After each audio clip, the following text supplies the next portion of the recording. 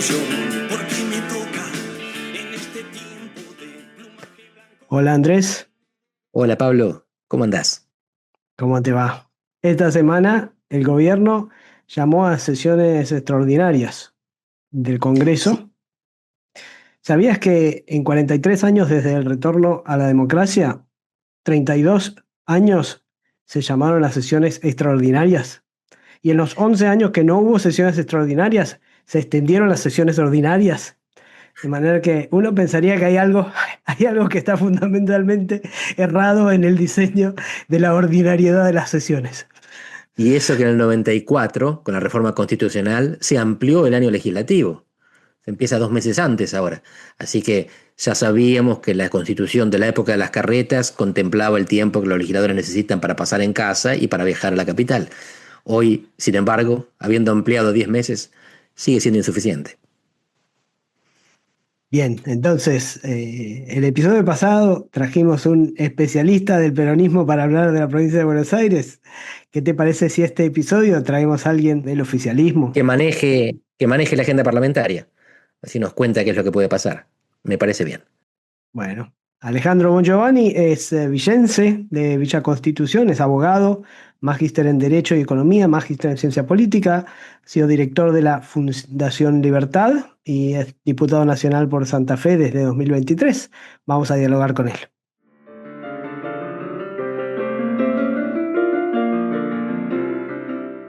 Bienvenido Alejandro Bongiovanni a Fenómeno Barrial.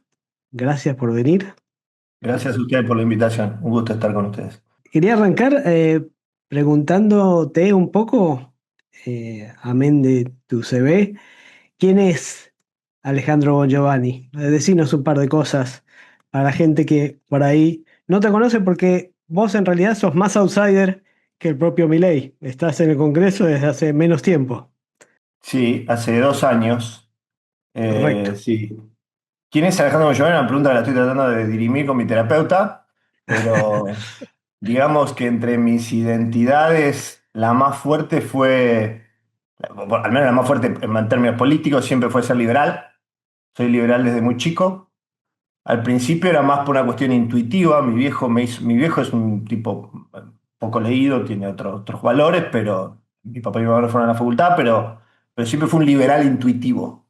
Muy de esto de respeto a la propiedad privada. Me acuerdo que un día él me prestó un juguete un amigo de mejor situación económica y yo se ve que estaba jugando con poco respeto al juguete y mi viejo me pegó una retada de, escuchame una cosa, lo del otro es sagrado, me dijo. No lo cuidas como si fuera tuyo, lo cuidas más que si fuera tuyo. Entonces, ese tipo de nociones, o de siempre hacerte responsable de lo que hagas, cuando pasa algo malo, primero pensás si la culpa no la tuviste vos. Bueno, nada, con esa formación, digamos, me hice liberal. Después, más de grande, me fui a vivir a Rosario, yo soy de Villa Constitución, al sur de la provincia de Santa Fe, el taquito de la bota de la provincia. Me fui a Rosario a estudiar Derecho y ahí el hermano de mi viejo había creado la Fundación Libertad. Yo necesitaba laburar para mantenerme y me fui el primer cadete, el mejor cadete que tuvo la Fundación Libertad al principio. Pero me acerqué a los grupos de jóvenes, había ahí grupos de lectura. Y ahí empezamos a leer lo que nos gusta a los liberales.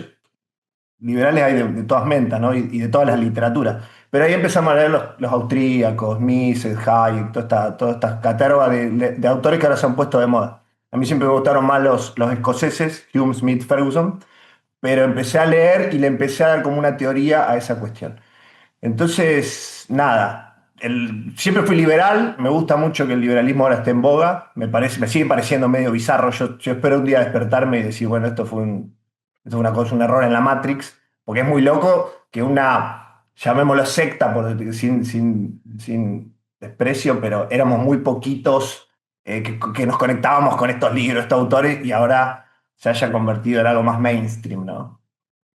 Así que a tu padre le debes el liberalismo y el diván, porque él te enseñó que la culpa la tenías vos antes que los demás. Exactamente, las dos cosas. Me enseñó buenos valores para vivir en sociedad y me destrozó bastante psicológicamente y ahora lo estamos... Pero por suerte tenemos una buena relación, sí. ¿Cómo vivís la tensión que existe entre el liberalismo que gobierna Argentina y el iliberalismo que gobierna el mundo? Con alivio, digo, han surgido outsiders. Ya no sé si en el futuro vamos a poder seguir hablando de outsiders, porque digo, si siguen surgiendo de afuera, capaz que es lo normal, ¿no? Pero han surgido outsiders de todas mentas, muy autoritarios, muy proteccionistas. Nosotros somos un outsider que en lo económico está muy cercano a las ideas de uno, o sea, es liberal, incluso es bastante, casi ultraliberal en lo económico. Después está posicionado bien en cuestiones como el alineamiento internacional. Digo, liberalismo no antisemita, el liberalismo no es antisemita, pero han surgido un montón de liderados de derecha que son antisemitas, y acá el liberalismo siempre tuvo algún apego o algún, no en mi comunidad, no en la que yo participé, pero la cuestión de nacionalismo católico antisemita siempre estaba ahí a dos esquinas, a una esquina de doblar y encontrártelo. El presidente tiene una posición buena en el respecto, mantiene a raya a esa derecha, así que estoy relativamente aliviado y contento de que nos haya tocado un outsider liberal. Bien, y yendo hacia el tema del momento, que son las reformas estructurales que se vienen en el Congreso. ¿Sí? Un poco en este momento el gobierno tiene el momentum de haber ganado la elección y uno de los peligros o de los posibles riesgos es perder la oportunidad de hacer cosas en el Congreso, de pasar leyes que por ahí no son urgentes, pero sí son importantes. ¿Ves? Viste, en Argentina siempre estamos en lo urgente y queda poco tiempo para lo importante. Ahora parece haber una oportunidad para lo importante. El gobierno ahí llamó a sesiones extraordinarias, tiene 6 o 7 proyectos que quiere presentar. Te queremos preguntar primero, así más en términos generales, ¿cómo la ves la posibilidad de aprobar todas esas leyes? ¿Cómo ves el esquema negociador del gobierno, pensando sobre todo la ley base, la experiencia de la ley bases que fue y volvió al Parlamento y eventualmente se aprobó una versión quizá que no hubiera sido la que, digámoslo, El 30%. ahí está. Sí, eran 600 artículos originalmente y nos quedó una ley de 200. Por Perfecto, supuesto, la cantidad de artículos no hace a la cuestión, pero sí, se podó mucho. Yo claro. ahora lo veo con bastante. A ver, también lo veía en ese momento con optimismo. A mí la que me invita a participar en esto es Patricia Bullrich en 2023. Me invita a participar, a integrar su lista en Santa Fe. Yo entré por la provincia, mi provincia de la provincia de Santa Fe. Y le digo, bueno, y che, ¿y cuáles son las ideas? Por supuesto, Patricia tenía la intención y la voluntad de ganar la presidencia, cosa que no logró. ¿Y qué vamos a hacer en el Congreso? Y me dijo, anda a hablar con Federico en ese momento. Federico era Federico Sturzenegger. Yo lo conocía antes a Federico, me invitó a desayunar a su casa y me mostró esa pila de papeles gigante donde había hecho un digesto con unos alumnos y decía, bueno, estas son las leyes argentinas, estas son las que hay que modificar, estas son las que hay que eliminar. Un trabajo de un obsesivo, un trastornado genial como es Federico, que es un tipo muy inteligente y muy obsesivo. Y que pues, también muy economista, yo a veces lo jodo con eso, muy economista que no conoce el concepto de desuetudo, porque eliminar las carreras de paloma, digo, no hacía falta porque ya la costumbre la había eliminada, pero la prohibición de las carreras de paloma. Pero era un trabajo súper prolífico. Y en base a eso, ese buen trabajo de Sturzenegger, se hace la ley bases y el DNU 70/23, cuya parte laboral te queda trabada en la justicia, que eso viene a cuento ahora de por qué es muy razonable y me parece bueno, como vos decías, Pablo, aprovechar el momentum para ver si podemos hacer las reformas de las que también yo escucho hablar, que las reformas pendientes en Argentina de que soy joven, ¿no? Yo creo ahora con buen tino se está aprovechando la inercia, que la inercia va a durar hasta que en algún momento haya un retador enfrente que se anime a enfrentar el liderazgo nacional de Milei, y hacer una reforma laboral, una reforma tributaria. Hay una idea de hacer una reforma penal. Ahí es donde menos todavía no termino de entender bien por dónde vamos a ir. Tampoco quiero hablar demasiado de la letra chica, porque como la letra chica todavía no llegó en versión oficial, voy a hablar solo de borradores, como podemos hablar hoy, ¿no? Eh, a mí me parece que el momento es bueno y la oportunidad es buena. El gobierno pasó, acordémonos, pasó de que hasta se hablaban de los números para juicio político hace nada, a tener los números suficientes para lograr veto, para evitar legislación la weaponización de la legislación por parte de kirchnerismo y demás, a hoy poder decir, che, tengo números para poder, no me gusta la palabra imponer, pero sí instalar e impulsar mi agenda. Entonces creo que el momento es bueno. También creo que hay algunas reformas cuya necesidad ya incluso opositores les cuesta disimular que digo, ya hay sindicatos que te dicen, che, alguna reforma laboral hay que hacer porque nos estamos quedando sin afiliados, digamos, estamos perdiendo nuestra materia prima, que son los trabajadores en blanco. Entonces, me parece que la reforma laboral tiene muchas chances de salir. Ahí hay muchos temas, desde la esencialidad de la educación, que también la trabó la justicia con el decreto 340 de este año. Eh, mm, Flexibilización de las condiciones entre empleador y empleado, el famoso fondo de cese laboral, que es verdad que no en todos los rubros es bueno, pero mientras sea optativo está bien. Creo que le tengo mucha fe a la reforma laboral, la reforma tributaria todavía no la vi, tiene mucho sentido. La reforma previsional entiendo que queda para más adelante. La reforma previsional es súper mega archi necesaria en Argentina para también poder consolidar un equilibrio fiscal que dure. Pero bueno, a mí me parece que el impulso reformista de Milei, si era grande y era medio chicken game, digamos, se jugaba al chicken game cuando tenía pocos diputados y apenas había ganado la elección, tiene mucho sentido que lo haga ahora después de haber ganado las elecciones de medio término. Así que estoy relativamente optimista respecto de que las reformas van a salir. Después, a mí en tanto liberal me gustaría que las reformas sean lo más extremistas en el buen sentido posible. No sé, la política juega, el pragmatismo juega y vamos a ver qué sale, ¿no? Ahora, vos hablabas de los números, ¿sí? Si bien el gobierno ahora tiene la bancada más grande, incluso sumando digamos, a los partidos más afines todavía no alcanza, ¿sí? Entonces Ujú. hace falta algunos números del otro lado del corredor o del medio del corredor, no sé cómo le querés Sí. decir. ¿Dónde ves? ¿Dónde te parece más probable o depende del tema o te parece que hay algo más programático o cómo la ves esa Yo creo que política? desde el inicio, por lo que he visto yo, ¿no? Yo creo que el gobierno es muy claro, contundente en el discurso, pero después negocia también. Y no lo estoy diciendo como algo malo, lo estoy diciendo como algo bueno. Digo, es lo que hay que hacer. Para mí, idealismo y pragmatismo pues, se pueden conjugar, digamos. A mí el pragmatismo, por ahí lo mío suena un poco ingenuo y quizás lo sea, ¿no? Pero yo hablo muy del término de la ideología, pero pragmatismo sin ideología no te lleva a ningún lado. O no sé si existe, porque no sé si existe el pragmatismo sin ideología. Capaz que no querés asumir qué ideología tenés, pero, o la puedes cambiar todo tipo. Entonces no sería una ideología. Pero ideología sin pragmatismo tampoco es. Para eso quédate en un think tank, digamos, trabajar en la Fundación Libertad o en alguna fundación o dedicate a hacer academia o algo de otro. Entonces, parece que el gobierno conjuga los dos elementos, tiene gente para las dos cosas. Milei es claramente una persona extremadamente ideológica, pero también pragmático, y abajo tiene gente que es puramente pragmática, digamos, que entiende la política transaccional y opera para que las cosas salgan. Entonces, me parece que están los dos elementos. Yo creo que hay canales abiertos con gobernadores, hay canales abiertos con otros espacios políticos, nunca se dejó de negociar y por eso han salido cosas, digamos, si no, no hubiera salido nada en todo este tiempo. Es verdad que se empantanó bastante, lo negociador se empantanó en año electoral, pero se empantana siempre en Argentina en un año electoral, es mucho más difícil.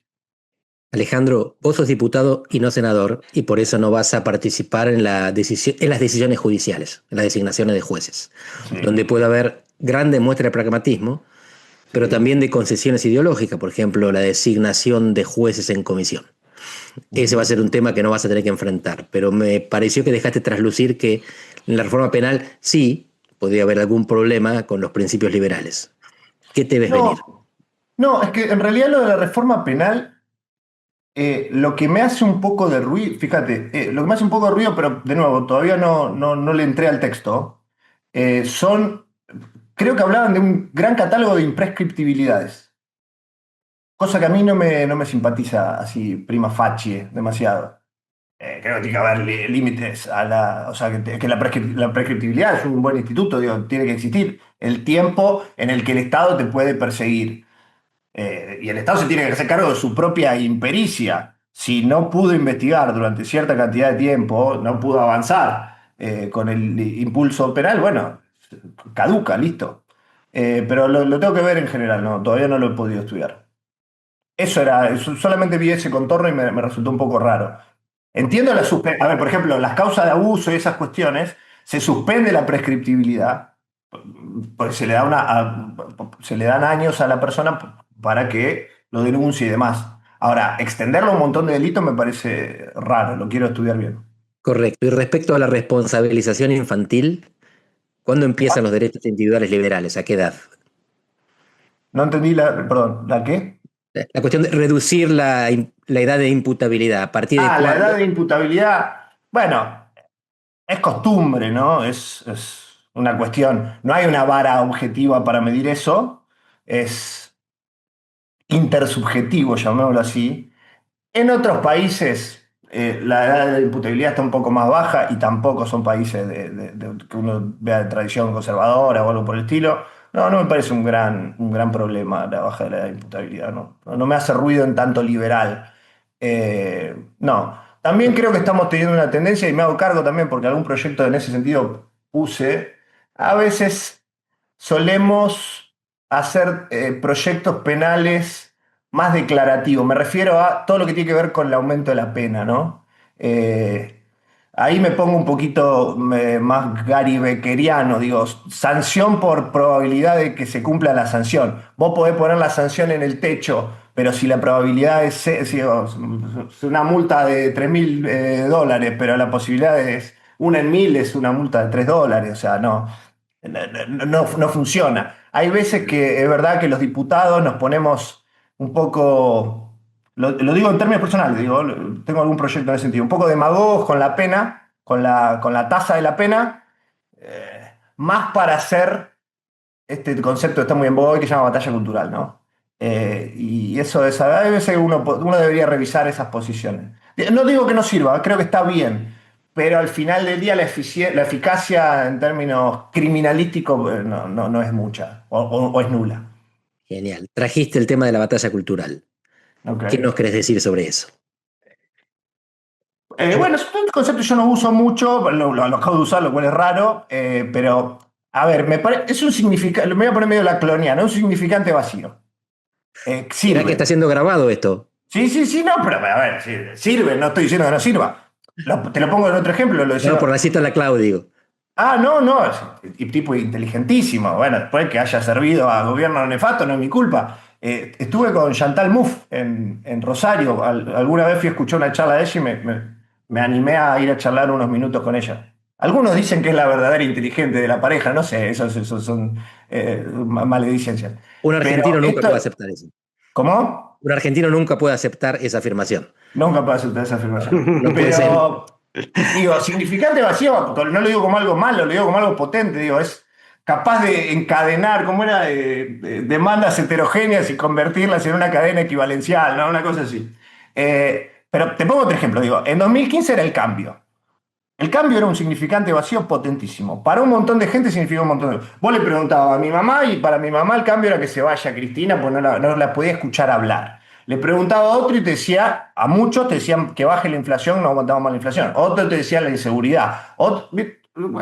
Bueno, la batalla cultural, según a quien le preguntás, significa cosas distintas. Para algunos la batalla, yo te digo qué me gusta a mí poner adentro de esa caja. Bueno, la restricción presupuestaria. Yo creo que una vez alguien me preguntó, che, imagínate que el gobierno de Milei terminase ahora, ponele, o ya estamos, no sé, en 2027 o en 2031, lo que sea. ¿Qué te gustaría que deje culturalmente? Bueno, el concepto de restricción presupuestaria. Yo creo que lo está haciendo. Milei está mejorando a los economistas kirchneristas. Están discutiendo entre ellos de cuál es inviable y tratando de decir, che, con esto es inviable, no, nunca vamos a volver a ser gobierno. Ese es un aporte cultural de Milei a la Argentina. Me parece algo bueno. El entender que el Estado, incluso cuando te provee cosas, la está sacando previamente de vos o de otro, me parece que también es algo que el Estado, la desromantización del Estado, me pongo medio James Buchanan y el Public Choice, que me gusta mucho, de la Escuela de Virginia. Bueno, la desromantización de la política del Estado a mí me gusta, me gusta, me gusta. Y con esto no me convierte en un anarcocapitalista que nunca fui, yo siempre fui un liberal clásico, digo, pero me gusta eso. Bueno, después para otro la batalla cultural significa otras cosas. Por ejemplo, tengo muchos amigos que la batalla cultural es combatir lo woke. A lo que yo siempre le contesto, miren, muchachos, a mí lo woke me parece bastante nefasto, pero por suerte en Argentina medio que no llegó. Yo creo que la crisis económica nos salvó de lo woke a nosotros. O sea, no tenemos y además nuestra situación, digo, no tenemos grandes problemas de frontera, no tenemos tensiones raciales, no tenemos tensiones religiosas. Nuestro machismo en sangre está bastante controlado. No somos Perú, no somos México, no somos no sé qué. Digo, no nos hemos vuelto locos como algunas universidades de Estados Unidos o algunos países de Europa. Pero bueno, para algunos batalla cultural es lo woke. Para otros es contra un feminismo radical. Hay mucho de eso también, hay mucho componente de antifeminismo radical. Bueno, yo te digo qué significa para mí. Para mí los problemas en Argentina son económicos y algunos institucionales que están vinculados. Solucionamos eso, lo otro me tiene soy bastante optimista, digo, o sea, no creo que tengamos otros tipos de problemas. Creo que si solucionamos eso vamos a andar bien. Entonces la batalla cultural para mí tiene que ir por eso, por esos lados. Ahora, no es una opinión unívoca ni de todos. Le preguntás a otros que se sientan 2 metros en mi banca y te va a decir otra cosa completamente distinta, ¿no? Liberalismo, no conservadurismo.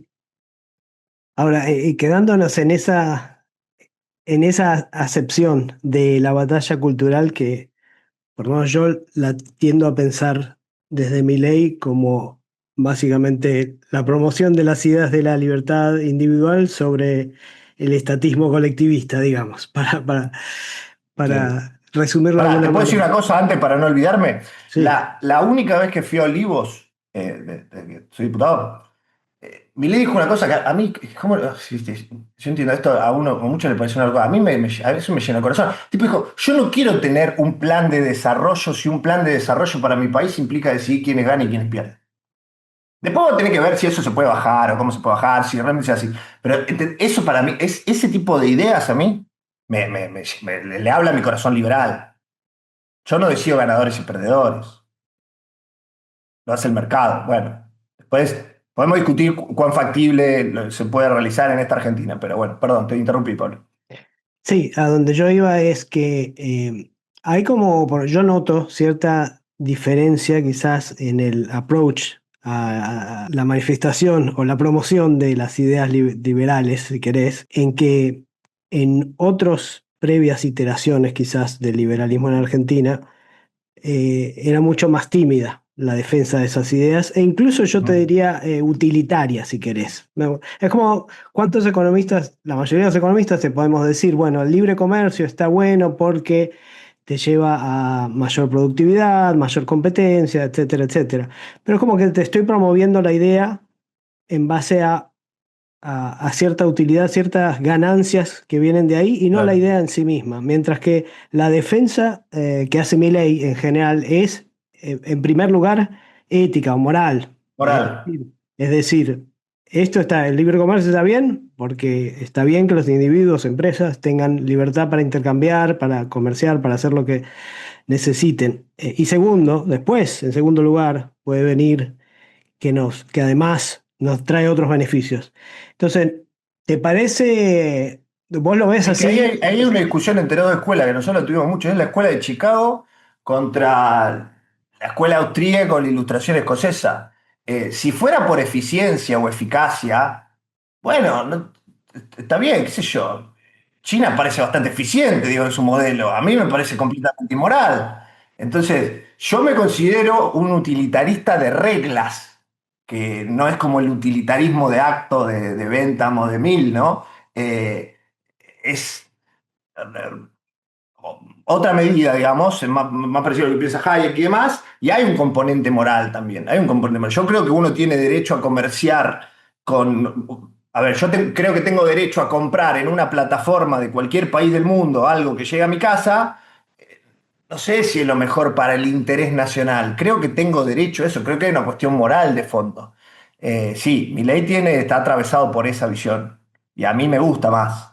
Es verdad lo que vos decías. El liberalismo tradicionalmente fue más chicaguense, más, y con esto no le estoy haciendo una crítica a la escuela de Chicago, pero más de un utilitarismo, más economicista también. Acá hay una visión más moral, a pesar de que el tipo es un economista y se define como economista.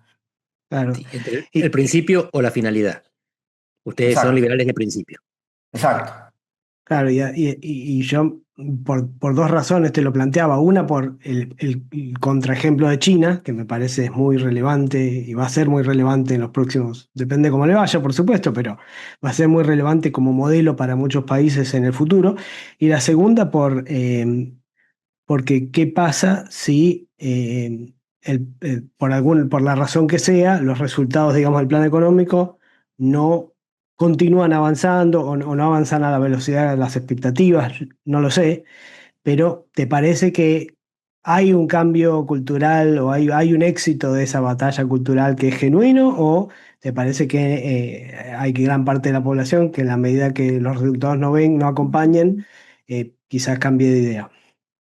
Es excelente esa pregunta. Creo que nos la hacemos todos. Creo que las dos cosas. Creo que hay un cambio cultural y creo que, de hecho voy a decir algo. Creo que Milei encarna y gatilla y es trigger en parte del cambio cultural, pero también es una ola que él supo interpretar primero que nadie y personificar, pero que también lo excede, digo, que también hay algo más grande. Eh, Más grande, quizá por hartazgo de lo que venía o lo que sea. Milei logró encadenar todo eso y interpretarlo y darle forma. Pero si la economía va mal, lo cultural vuela por el... bueno, depende cuán mal vaya, digo. A mí me sorprende, y yo soy, y lo digo, yo soy de los que pensaban que esta elección no iba a ser tan buena y que la estrategia no era la correcta, lo digo, no tengo ningún problema en decirlo. Eh, Me sorprende el ajuste con apoyo popular. O sea, no toda la gente que votó y validó a Milei, y la validó con buenos guarismos, no es toda gente que no está sufriendo el ajuste. Hay mucha gente que lo está sufriendo y que fue a votar igual. Bueno, creo que hay un componente de la diferencia entre sufrimiento y sacrificio es que el sacrificio tiene un sentido. Creo que hay gente que siente que está haciendo un sacrificio. O sea, que tiene un sentido, que va a haber una redención en sus condiciones económicas, sociales y demás. Porque lo estará viendo con la baja inflación, lo demás, porque está viendo un plan, porque ve a alguien que le dijo que iba a atacar un problema que era la inflación, no le dijo los servicios públicos van a ser de primera o las carreteras van a estar asfaltadas de un día para el otro, de un día por el tiro, y lo está cumpliendo. Entonces, me parece que hay las dos cosas. Si fuese una debacle económica, no sé qué pasaría. No creo que vaya a pasar. No creo que vayamos a ir a una debacle económica. De hecho, soy bastante optimista, creo que va a ser al revés. Pero hay un poco y un poco. ¿Por qué también lo cultural me parece que... ¿Por qué me animo a decir que lo cultural permea? Porque está permeando en los otros. O sea, está permeando la forma de pensar de los otros. Vean, alguna vez un amigo mío dijo, el proceso de Macri ayudó a mejorar el kirchnerismo. Y me parece que vale. O sea, Cristina tuvo que poner Alberto, tuvo que disfrazarse de otra cosa. Vos me decís, che, bueno, pero Cristina, está bien, pero la hipocresía, el peaje que el vicio le paga a la virtud. Bueno, tuvieron que poner a otro tipo, distinto, manguereado, de otra manera. Bueno, Milei está ayudando a que mejore la oposición. Ayudando a que mejore la oposición. Culturalmente, ¿no? Por eso estamos hablando de cultural. Mañana termina siendo candidato Grabois, que no sé qué, y bueno, puede pasar también, pero yo creo que culturalmente estamos cambiando. Quiero creer eso, ¿no? La última, Alejandro, y vinculada con esto. Recién mencionabas a Alberto Fernández, que Sí. fue un presidente con 80% de popularidad y con una cuarentena inicial muy efectiva y muy legítima. Ujú. Se rompe todo con la fiesta de Olivos, cuando hay una inconsistencia entre el costo que inflige a otros y el que paga el mismo. ¿Tenés miedo de que pase algo así? Que haya una escena por la cual, aunque hace una cierta efectividad y un ajuste popular, haya una inconducta del gobierno que torne al ejemplo inválido, más allá del principio. Está bueno eso, sí, me acuerdo además. Alberto Fernández y Vizcarra, los dos presidentes con más imagen positiva en América Latina. Vizcarra después terminó desgraciado, como todos los peruanos, y Alberto Fernández terminó así, sí, tal cual. A ver, debería ser algo que le peguen el atributo. Siempre, viste, si vos sos un mecánico y una mancha más en el overol no te hace nada. Si tenés un guardapolvo blanco, te tiene que pegar el atributo. Por ejemplo, Cristina Chorra, dentro del kirchnerismo, no pega. Ahora, Cristina no se preocupa por los pobres, lo que sea, o tiene insensibilidad social, bueno, eso pega un poco más. A Milei debería pegarle algo así en el atributo, no sé qué debería hacer, digamos, no sé qué debería hacer. Lo de la fiesta del Olivo no es replicable, digo, fue un acto espantoso que además lo explicaron pésimo y se enredaron en... No, espero que no, quiero creer que no, quiero creer que el gobierno va a seguir enfocado en lo que está enfocado, que es bajar la inflación y hacer las reformas. Argentina es muy difícil, pero yo soy, bueno, moderadamente optimista o racionalmente optimista. Digo, estar un poquito mejor que como estábamos el año pasado y un poquito mejor que como estábamos el año anterior. Con eso yo me conformo y creo que vamos a trabajar para eso. Esperemos que salga. Y un poquito peor que el año que viene. Y un poquito peor que el año que viene, sí, tal cual. Optimismo moderado, ese es bueno. Optimismo moderado. Rational optimism. Alejandro, muchísimas gracias por venir. Un gusto escucharte. Gracias a ustedes. Gracias por la invitación, un gusto. Abrazo enorme.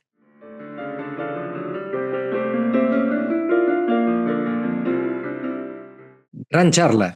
Hace mucho que no mencionábamos tantos autores, pero sobre todo tantos conceptos, tantas ideas. Hay que ver en qué termina, cuánto trade-off tiene que hacer el gobierno en esta disyuntiva entre pragmatismo y... E ideología, decía él. Uno pensaría que es mejor algo de reforma que nada. Hay muchos puntos en la reforma laboral. Vamos a ver cuántos de esos puede implementar el gobierno. Me interesó que Alejandro pusiese ideología a pragmatismo y no dogmatismo. Pero eso es algo que ya pocos sostienen, que el gobierno sea dogmático. Puede haber individuos que lo son en el gobierno, pero hay un cierto enraizamiento en la realidad, en la evidencia empírica, que lleva incluso a que los opositores cambien la conducta.